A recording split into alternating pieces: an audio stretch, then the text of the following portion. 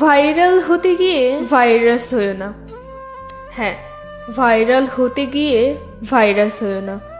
পরে তোমাকে দমন করতে গিয়ে প্রতিবাদী বা রোস্টারদের যেন নিত্য নতুন ওষুধ না বানাতে হয়। নমস্কার, আমি রানী রায়। উত্তরবঙ্গের সকলের উদ্দেশ্যে বলছি, কারণ ইদানিং তারা চিংড়ি মাছের মতো লাফাচ্ছে। এমন করলে কিন্তু পতন অনিবার্য। সাথে প্রতিবাদী কিংবা রোস্টারদেরও বলছি, হিন্দু ধর্মী যারা নিজেকে কন্টেন্ট ক্রিয়েটর দাবি করছেন তারাও শুনবেন। বছরে একবার যাচ্ছেন মন্দিরে, ওই একটা দিন কি নাচানাচি ফাইজলামি না করলে হয় না? সারা বছর তো করেনি ফেসবুকটাতে। একটা দিন একটু পবিত্র মনে পুজো দিন, ধর্মীয় ভিডিও বানান, নয়তো মন্দিরটাকে তুলে ধরুন পুরো বিশ্ববাসীর কাছে। নাকি ওইটুকু ধর্মীয় জ্ঞান নাই আপনাদের? হয়তো নাই, তাই না? এবার রোস্টারদের বলছি, কি ব্যাঙের মাথা রোস্ট করেন আপনারা?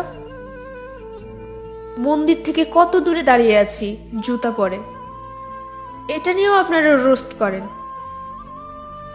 মন্দিরের সামনে একটু হাসাহাসি করলেও আপনারা রোস্ট করেন। সর্বোপরি আপনারা একটু বেশি বাড়াবাড়ি করছেন। রোস্ট করার মতো আরো অনেক কিছু আছে,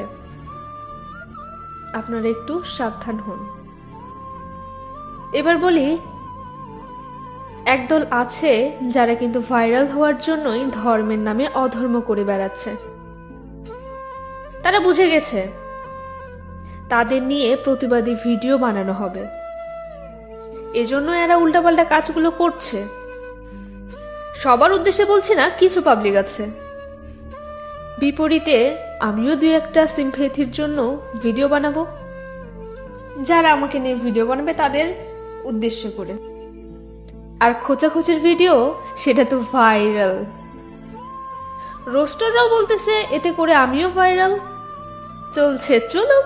আপনাদের এই কর্মকাণ্ডের ফলাফল হলো হিন্দু ধর্মকে ছোট করা, অসম্মান করা। বলছে কি, নিজের ভিডিওর উপর ফোকাস করুন, নিজের যোগ্যতায় কিছু করুন।